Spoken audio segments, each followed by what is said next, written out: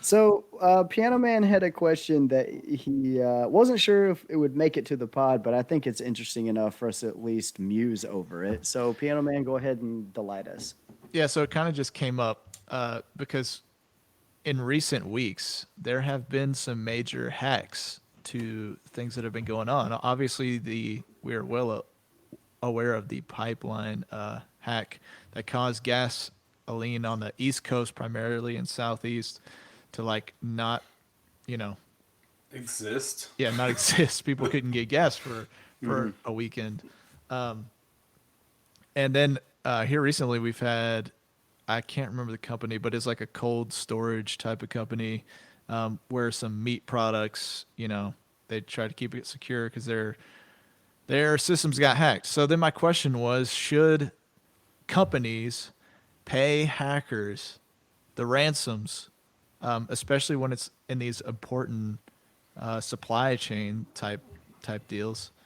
Should they just, when they get hacked, should they just pay the hackers immediately to get their systems back, or how should they go about that? So actually, I was talking to. Okay, I don't want to give too much. Okay, I was a client of mine, and he has. He's in the medical doctor. Someone hacked into their system, and so he was talking to me about coverage for it and stuff. And he was telling me that he knows people that have gotten hacked, and they took all of like their charts for patients, and they were like, "Hey, you need to give us $50,000, or we're just not going to give these back."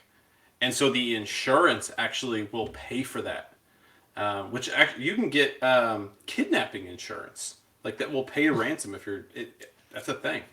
Um, but I mean, I don't. I mean, is the question on this? Is this like Tom Cruise and Tropic Thunder? Like, we do not negotiate with terrorists. I don't think so. I think in these. I mean, I don't know what your other option is, because you're just totally screwed if you don't do it. Especially like the oil pipeline. Like what? I mean, it was terrible when we were there, and luckily we had you with an electric vehicle. But like, if that went on for another week, I don't know. I mean, that would have been Yeah, you would have been absolute stuck there. chaos. Yeah, it would have been awful. Did you guys run into the gas thing in Oh South yeah, Yeah, Carolina? it was the weekend we were there. You could, Oh, I don't think you wow. could really get gas. yeah. We were probably 2 hours outside of where we were going, maybe three, and we stopped to get food and look over, and there's like 50 cars in a line trying to get into this gas station because it was the only one that had gas. It was nuts. Like Wow. we on the way there, like every 45 minutes, like when we saw like a tiny exit, we got off and tried to find gas, no matter how much we needed. And then luckily, Piano Man was there with his electric Tesla, or we would have Yeah. been screwed.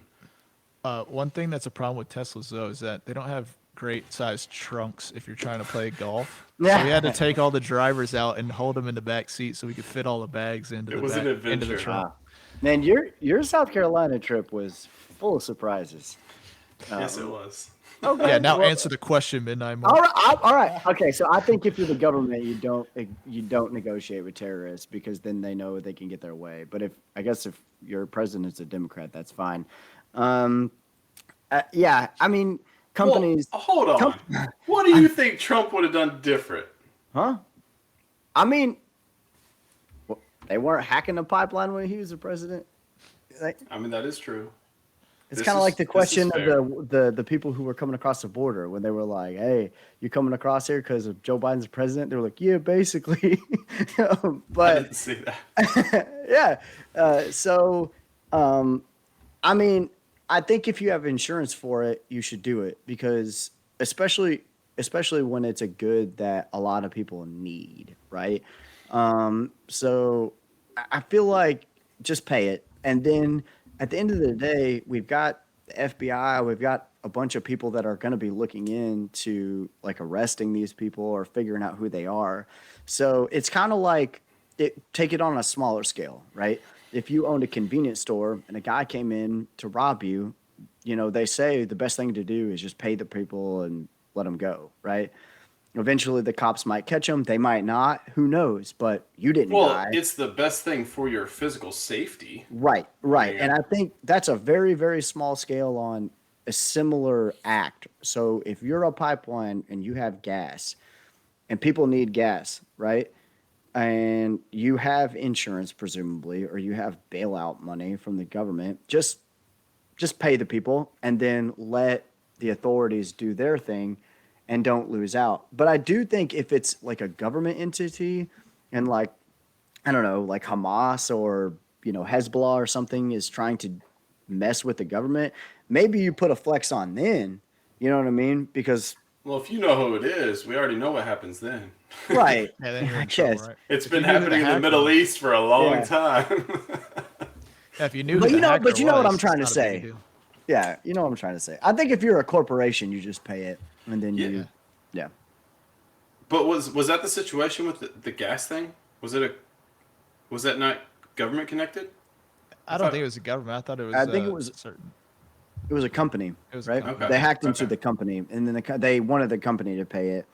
Yeah, Colonial Pipeline, I think, was the Okay. name of the Yeah, yeah, company. yeah. Now that it's But- coming back to me here. I mean, So the insurance thing is interesting because I didn't realize there were insurance for hacks, like where they pay it. So you're not paying, the amount the insurance company's paying it. So that's it's no like, big deal to you. It's called like cyber something insurance. I can't remember the name off the top of my head, or cybersecurity. That's what it is. But Well- it does throw an interesting wrinkle into this question because if you have insurance for cybersecurity, right, where if you get hacked, they pay it, does it make you put less emphasis on your cybersecurity or? You still have a pretty big big, deductible. like It's like 10%. So it's a pretty large chunk. and I'm So- sure the premium on that is like insane. Well, it's like Although people if the who premium was insane, you probably wouldn't buy it. I don't know. It's not that. Well, insane. yeah, because if you outweigh the cost, I mean, especially if you're an oil company, you know what I mean? Well, I mean, it's kind of it's like, going to be well, it's kind relative. well, so Like- think about this. Well, think about this in perspective, though.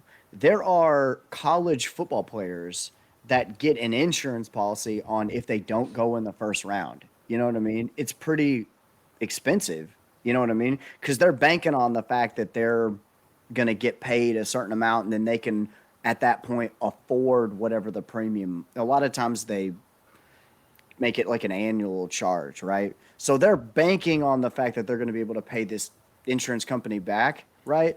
But it's there just in case they lose money or something like that. I feel like cyber hack has to be really expensive, but if you're an oil company that is a multi-billion-dollar industry, it's worth the however many millions, or like he said, 10%. So if between the premium and the deductible, it's 20%. 20% of $1 billion is a drop in the bucket for the whole to pay the entire amount, if that makes sense. It's Yeah, not but a drop in my bucket. no hacker's gonna be asking for $200 million though. Depends what they hacked. I mean, Yeah. I guess that's true. But like the mean- Colonial was like what, 500,000? I can't That's remember how it. much they asked for. I mean, But about- yeah, but you really can. Like if you go out of the country, you can get. I can't remember what it's called. It's basically kidnapping insurance. That if you get kidnapped or someone in your family gets kidnapped, like there's money to pay. Obviously, that's not insurance you would like tell everyone You had, I guess, but there's It's kinda specialty wild. insurance for rich. There's all kinds of weird specialty insurance for rich people. It's just, yeah. That's true. So, All right. okay. Well, Wait, so what was your thoughts there, Piano Man? Yeah. Like- Yeah. What were I your was- thoughts? Like the whole insurance thing was something I didn't even think about when I asked the question. So that kind of just threw a whole wrench in it. Well, say they don't have insurance. Should they pay? Right. It's still like I don't know. It depends on how much they're asking, right? It depends what they took. Is really what it depends. Yeah. Well, because to start from scratch, you can't do that if you're a pipeline, right? Like, Yeah. good luck. Yeah. But if you're an IT type firm and you just have like protected information, you can kind of start from scratch if you needed Yeah. to. Y'all remember when Ashley Madison, when they stole all those names of Oh, the yeah, people that's who right. had used the website, and then Like Ashley the Madison affairs was like, people. "Yeah, they're like, pay us," and Ashley Madison was like, "Nah," and then they Yeah, we just don't care. released it. and ruined a bunch of people's lives. I mean, granted, I guess those people ruined their own lives, but still kind of wild. But therein lies the question, right?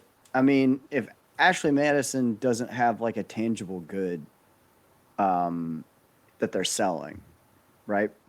So that information is just like embarrassing material. It's kind of like if somebody hacked into Tinder and was like, "Hey, we can release like everyone you hooked up with ever." Like we hacked in. I mean, it's like that, but it's way worse. Well, right, but like to me, I wouldn't pay the ransom on that if I was a company like, dude, whatever, I'm gonna ruin this husband's life. So what? I'm not losing all my money. But if it's a tangible Well, good, it's different. But I think. that was the concern for a company like Ashley Madison is, are people still going to trust us to use our website so we can keep making millions of dollars? Like that's the game they're playing at that point is, hey, like kind of like when I mean this wasn't a hack, but like a similar situation, sort of like when San Bernardino, the shooting out there, and they're like they wanted to get into the guy's iPhone, and Apple was like, sorry, you can't. And Apple did that because they wanted people to know, like, hey, your stuff is secure in here. Like, we're never going to let anyone, even the government, get in here. So. Right. Good on them. I forgot about that. Mm-hmm. I'll keep buying Apple products from now on. That's actually why I actually buy Apple, because I don't trust Google. I don't trust, Microsoft. I actually trust Apple because of that one thing. So it's good for them to do that for someone like me. Mm-hmm. A couple of years ago, I was actually thinking about getting a Pixel because they have the like unlimited space or whatever, and I am glad because I hate Google. I don't use it for anything. I use DuckDuckGo. I just don't trust Google at all for anything. So I'm so glad that I don't have their device in my pocket. Yeah, you say that, and we all have Gmail accounts that we use to access this thing.